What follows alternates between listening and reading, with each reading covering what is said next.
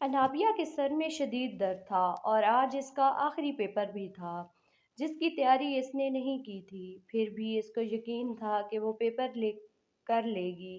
انابیہ خرم صاحب کی بیٹی تھی۔ اس کا تعلق گاؤں کے کسی معتبر گھرانے سے تھا۔ انابیہ کے والد کو شوق تھا کہ اس کے بچے پڑھے لکھے ہوں۔ خرم صاحب کے 2 بچے تھے، ایک بیٹی اور ایک بیٹا۔ بیٹا ابھی پرائمری کلاسز میں تھا اور انابیہ اس سے بڑی تھی جو 3rd ایئر میں پڑھتی تھی۔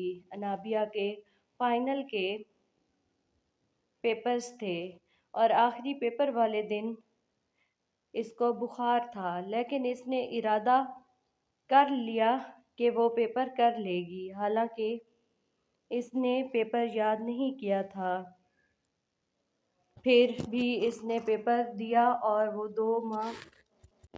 2 ماہ بعد جب نتیجہ آیا تو انابیہ اچھے نمبروں سے پاس ہو گئی۔